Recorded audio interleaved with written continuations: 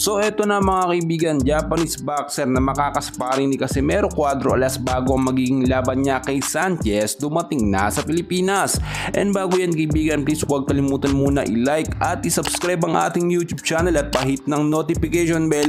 Maraming salamat po. Well mga kaibigan, tuloy-tuloy po ngayon ang ginagawang ensayo ng ating angas ng Pinas. Araw-araw po siya halos mga kaibigan nag-update at halos wala din pong pahinga.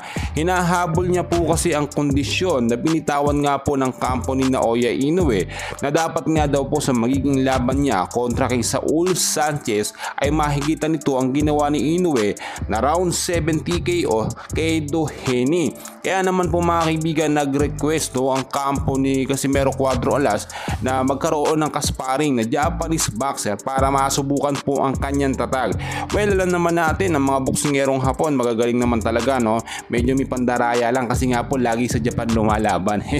Well mga kaibigan, kung titignan po ninyo, tuloy-tuloy at maganda ang naging resulta nga po ng mga sparring na ginagawa po ni Casimero Cuadro Alas. Nung first week pa lamang ng kanyang training, nakita natin ilang boksingero po kada araw ang kanyang nakaka-sparring. Hindi lamang po basta mga boksingero, mga magagaling at professional boxer din po. Though hindi ganun kakilala ang mga pangalan, pero mas magagaling ito sa mga huling nakakalaban nga po ni Casimero Cuadro Alas, no? Pero nga basic lamang yon at hindi syempre puruhan ng laban. Pero itong matindi ay hindi sa ating mga nakuhang updates ay nagkaroon po ng Japanese boxer na kasparing. Ito nga po ating angas na Pinas. Well, hindi iyon si Inoue mga kaibigan, dahil si Inoue nga ay kahit sparring po ay natatakot nga lumaban dito sa ating angas ng Pinas.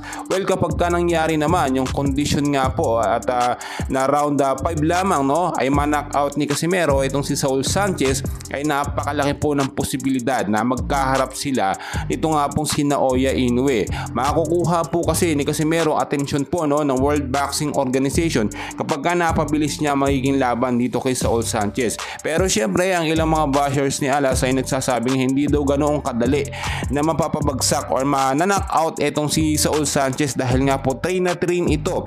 Kung nagka-train si Casimero ng araw-araw, times 2 daw po ang ginagawa nito nga po si Saul Sanchez. So hindi magiging ganong kadali. Pero ayon sa ilang eksperto ay napakalaki po ng tsansa ni Casimero Cuadro Alas na manalo dito kay Sanchez dahil ibang estratehiya, no, ang ginagawa ni Casimero. Do laging nakapublic etong si Alas pero may mga sekreto po siyang hindi niya ibinubunyag at ipinapakita sa social media.